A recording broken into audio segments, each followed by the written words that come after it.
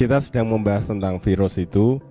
Ternyata dampaknya sudah luar biasa. Di masjid itu antar takmir pada debat antara menyelenggarakan tarawih dan tidak gitu.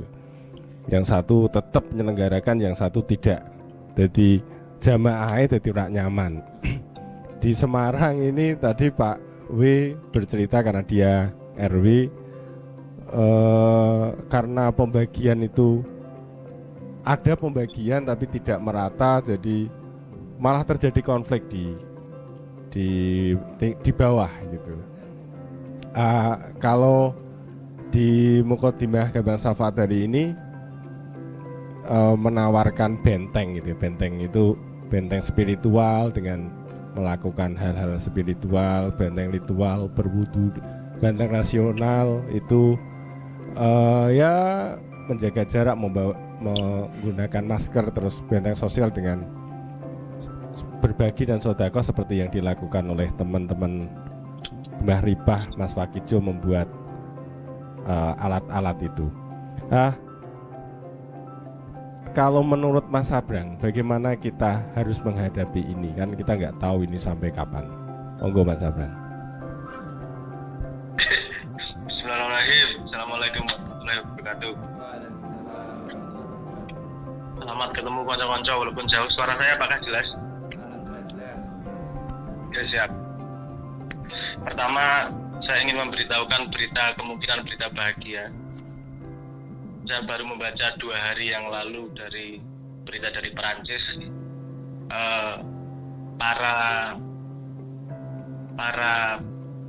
Para medis di garda depan mulai diberi patch nikotin karena ada banyak data yang menunjukkan bahwa perokok itu rokok potensi kenanya lebih rendah. Iki bener orang sing aku yang ngekek gitu ya. Oke. Asu. Rokok. Saya tidak merekomendasikan rokok tentunya, tapi ini beberapa penelitian misalnya saya lupa statistiknya, misalnya dari 16% yang kena itu 4% yang perokok cuma 4,4% gitulah. Pokoknya sedikit yang perokok kena itu. Makanya ini lagi diteliti apakah benar karena nikotinnya gitu. Jadi belum berita untuk menyenangkan untuk para perokok, tapi belum menyenangkan bora ya buat lono ya. Dan milih mati karena corona atau milih mati karena rokok kan pilihan pribadi. Iki rokok laris terusan Mas. Ini saya lagi-lagi saya tidak merekomendasikan, ini masih dalam penelitian juga. Saya itu baca berita yang terakhir. Oke, ada informasi juga dari beberapa paper. Saya ngupdate informasi dulu ya. Informasi dari beberapa paper, ada beberapa treatment yang sepertinya sudah menjanjikan. Ada beberapa cara treatment yang menjanjikan. Itu dari bulan kemarin sudah saya forward ke dokter, ke Omedot. Sekarang baru lagi rame di Indonesia. Saya kemarin dapat juga itunya dapat dari broadcastan mulai rame cara itu, yaitu dengan cara memisahkan plasma darah dari orang yang sudah sembuh dan seterusnya lah. Itu ada harapan di situ. Mas ada pada komen itu hidup rokok. Jadi lagi-lagi saya garis bawahi, saya tidak merekomendasikan ngongkon rokok loh. Rungokke. Oke. Terus ada ini berita yang tidak begitu enak kemudian. Ada beberapa paper mengatakan juga kalau dari Indonesia Profesor Supiman juga sepertinya menulis, yang mendapatkan broadcastnya, bahwa kita harus siap-siap hidup berdampingan dengan corona seperti kita berdampingan dengan flu, demam berdarah dan flu, terutama dengan flu, karena dari tahun ke tahun flu nggak bisa dibikin vaksinnya, terus dia menyebar terus, ada terus tiap tahun. Kita harus siap-siap dengan keadaan itu juga. Jadi kalau proyeksinya sampai kapan? Ada pertanyaan saya begini, ini pertanyaan rada nakal saja. Pertanyaan saya begini, ini teman-teman semua banyak yang tidak suka dengan keadaan, sehingga sebelum corona ini Anda ingin membuat perubahan di mana-mana. Dan Anda tahu sendiri perubahan pada sistem yang sudah stabil itu akan sangat-sangat susah. Nah, ini sebenarnya kalau Anda melihat dari sudut pandang itu, normal yang kemarin yang ingin Anda rubah, sekarang terbuka kesempatannya untuk Anda rubah. Normal. Bener nggak logikanya? Iya, iya. Nah, normal yang kemarin ternyata nggak menyenangkan. Normal yang kemarin, semenyenangkan-menyenangkannya, Anda pengen merubah loh. Nah, sekarang dikasih kesempatan sama Tuhan, Greg, semua sak dunia kolaps gitu. Mumet gitu. Kalau Anda pengen melakukan penataan yang lebih baik, sekarang adalah saat yang luar biasa. Nah, tapi itu cara berpikir yang memang butuh matang. Apa? Karena perubahannya fundamental, nggak hanya dari urusan pemimpin apa segala macam. Ini perubahannya, kalau mau bikin perubahan itu harus fundamental konsepnya. Kalau Anda tadi bertanya sampai kapan, dari paper yang saya baca dari Scientist, yang sekolah dukun ora tak lebokke ya, yang dari para peneliti itu ngomong optimisnya 2022, pesimisnya 2025. Terus ada juga yang mengatakan lebih pesimis lagi, wes iki bakal ngene iki sak umur urip. Kita harus hidup bersama bebarengan iki, harus siap-siap. Nah, jadi menurut saya ojo nunggu normal meneh. Karena itu normal itu membuka kesempatan Anda untuk komplain toh, bukan untuk membuat perubahan.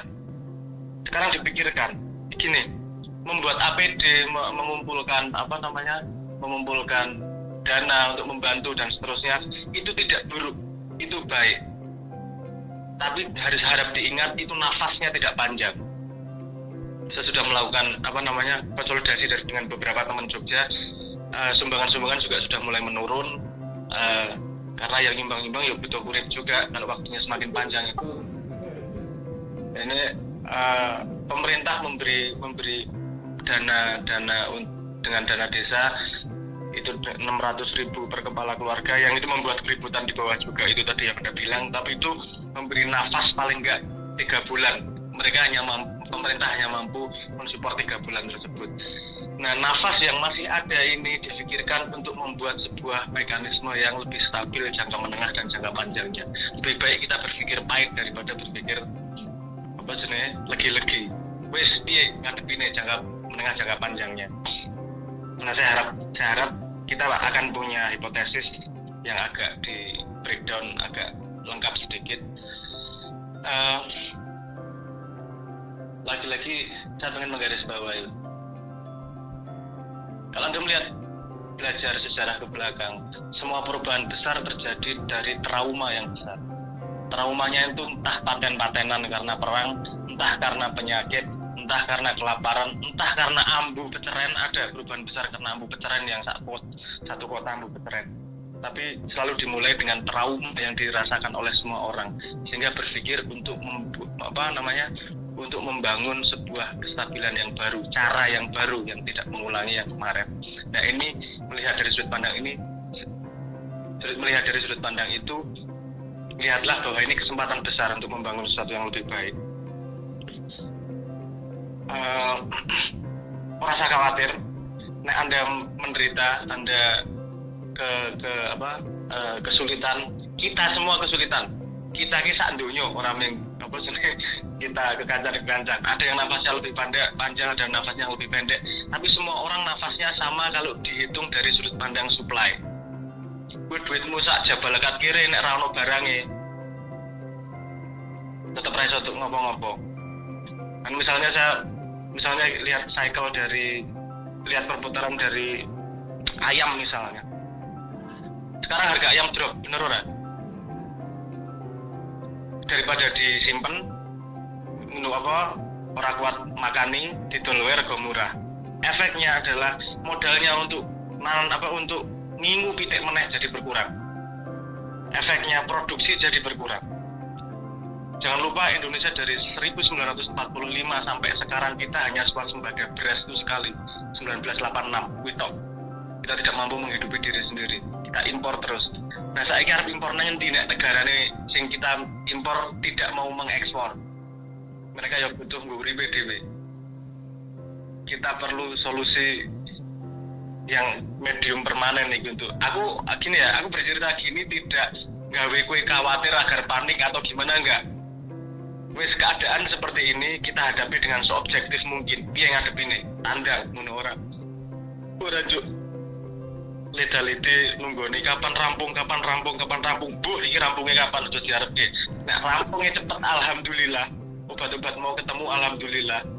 Yo aja ngarepke sing anu ya obatnya yuk ngerokok sakake. Apa sepertinya saya agak optimis dengan cara plasma itu. Tapi kalau tidak, kalau lama, ya kita harus mempersiapkan cara baru. Karena menurut sejarah gini, COVID-19 ini nama penyakitnya berasal dari virus yang namanya COV-2. Strain baru itu. COV-1 itu yang menghasilkan SARS. SARS itu sudah 10 tahun dari sekarang sampai sekarang belum ketemu vaksinnya. Nah, aku ora ngejak pesimis, aku ngejak realis. Ayo, kumpul-kumpul, kalau belum bisa kumpul, yes, kita ngobrol ngene iki, tapi kita tetap harus menata langkah ke depannya gimana sih lebih permanen. Itu dulu paling respon saya. Mas Abrang ada yang tanya ini. Piye mau Mas Wakijo ini hal real yang bisa kita lakukan untuk mempersiapkan keseimbangan baru terutama bidang ekonomi saat ini apa, terutama untuk orang-orang yang berada di lini bawah pekerja harian gitu misalnya. Ini sangat mudah ya, saya nggak ngomong ini mudah ya. Ini masalah yang kompleks, jawabannya pasti kompleks. Tapi kita mulai dari gini cara berpikirnya. Kita selalu terbiasa dengan pasar yang bersambungan global. Kowe ngopo-ngopo tuku neng pasar, ngopo-ngopo ngedol neng pasar dan seterusnya. Itu pasar yang bersambungan Indonesia kemudian bersambung sama dunia. Apa yang terjadi kalau dunia goyah, kita ikut goyah karena semua sambungan. Oke. Nomor satu yang harus dimulai adalah menyiapkan sel terkecil. Sel terkecil gini. Saya tahu ekonomi berat. Yang paling diperhatikan nomor satu adalah survival. Ojo mati dhisik, kuwi nomor siji. Ora satuku barang sing ora penting, sing penting ojo mati dhisik. Tadi ide untuk menanam di rumah itu sangat baik, sehingga kamu tidak bergantung sama pasar. Ide menanam di rumah, nanam sayuran, lombok, apa terserah nanam. Kemudian ciptakan pasar lokal. Lokal itu satu komunitasmu gandengan tangan ngelih bareng, apa jenenge mangan bareng, ngelih bareng. Komunitas terkecilnya, surplusnya baru dimasukkan ke jual beli. Ini yang saya ngomong bisa revolusioner besar ini kalau kita melakukan itu secara masif. Sepertinya simple, sepertinya sederhana, tapi ketahanan itu harus dimulai dari klaster terkecil, dari kelompok terkecil.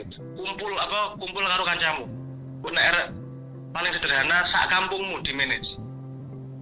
Sak kampung, sekampung aku durip bareng sih, sak kampung sih. Itu dulu yang paling dipikirkan nomor satu.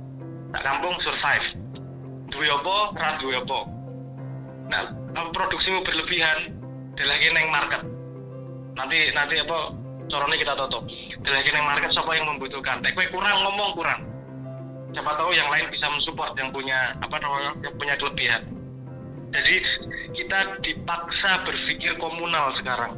Orang iso personal. Saiki kalau kemarin Anda punya pekerjaan, Anda nggak perlu berpikir sama seduluran karo kampungmu, ora perlu gotong royong, ora masalah karena kowe untuk gaji saka perusahaan. Saiki perusahaan mati kabeh sak donya. Glodak-glodak kabeh. Kowe ming duwe tanggamu, mulai gandengan karo tangga-tanggamu. Mulai gandengan karo komunitas. Jadi komunitas menjadi sangat-sangat penting, sel yang sangat-sangat penting. Kita dites kemampuan gotong royong kita sekarang. Karena hanya itu penyelamat.